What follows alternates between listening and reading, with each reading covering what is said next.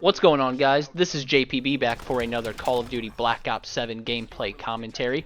Today's gameplay commentary is going to be a topic that I've wanted to make a dedicated commentary to for a while. It's a topic I've talked about briefly in some of my other videos in the past, but I want to give a dedicated space for me to put all of those thoughts out there. Today's commentary is going to feature discussion on Combat Specialties and Overclocks within Call of Duty Black Ops 7 and how they relate to player agency. I felt like this was a fitting gameplay to show because this was a game where I just hopped on for a quick session, and I decided for the first time ever to use the Enforcer Combat Specialty. So I never used it in Black Ops 6, and this is the first time I used it in Black Ops 7. So I was using all three red perks. I was running Gung Ho, Assassin, and Bankroll, and I just decided, you know what, let me slap that Enforcer perk on. And it was fitting because I got into a kill confirmed game, which is a good one to use Enforcer on. Usually I roll with either Tactician or Operative, because I play a lot of objective-based modes and I like to flank. So the Operative is good because I get bonuses for stealth kills, and then the Tactician is good for supporting my team. If I'm playing something like a hard point or a domination, I get some extra points for that. And I normally use something like a squad link as my field upgrade. In this game I was using the Scrambler because I didn't have the stealth perks to help me. I decided to use the Scrambler to kind of help if I needed to place it down somewhere to block out the enemy's radar. And again, all of that goes into the play and counterplay of Black Ops 7. I truly feel like a lot of the people that are still criticizing Black Ops 7 do not understand the meta that Treyarch was going for in this game. Instead of, the Infinity Ward style of we're just going to have this one gun that defines the meta, they have really, with Combat Specialties and Overclocks, they've tried to introduce, plays and counterplays, okay? So let's start with that Combat Specialty system. Combat Specialties really relate to player agency because, again, depending on the game mode you play, you can build your create a class towards that specific game mode beyond just your guns that you're using, the equipment that you're using, and in the traditional way that we used to use our perks to build our create a class, because now you get basically a fourth perk with your Combat Specialty. If you have Enforcer, you get a lot of movement buffs and health regen. If you want to use one of the hybrids, for example Tactician, you get additional points for assisting your team. They help you earn bonus score from bullet kills. The Operative is basically a stealth hybrid where stealth kills also gives you bonuses. And so all of those allow each player to have a defined role in the team. And where they really tweaked this system to improve it in Black Ops 7 was adding the hybrid specialties. If you guys remember, back in Black Ops 7, we only had Enforcer for red perks, Recon for blue perks, and Strategist for green perks. If you didn't pick all three perks from the same category, you didn't get a specialty.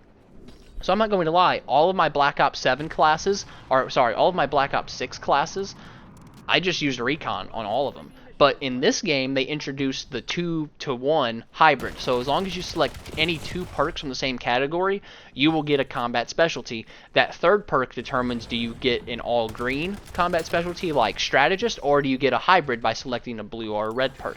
And this, again, this increases player agency. It allows for that play and that counterplay. Maybe you're playing a team deathmatch, like, here I'm playing Kill Confirmed, which is, basically team deathmatch adjacent, right? And I'm using something like Enforcer. And this introduces, like I said, a whole new meta that allows players to really have defined roles to execute on their team. Conversely, Overclocks do a similar thing by allowing you to upgrade your equipment to, either do extra damage or to otherwise help out your team. So for example, in this game, I'm running the Simtex. I chose high density for a higher blast radius, and I was also using a concussion grenade. My overclock I chose for that was longer stun. I usually choose to slow down enemies, but seeing as how I'm using Enforcer and I'm already moving fast enough, I thought, you know what, let me just go for the longer stun, and if I hit an enemy, I can take advantage of that.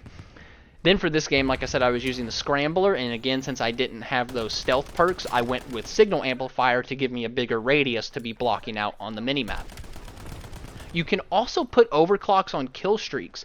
So I use the Napalm and I use the Intel Sweep, which basically gives you like a Blackbird while you're calling in your kill streak, so you can see the exact direction that enemies are moving in.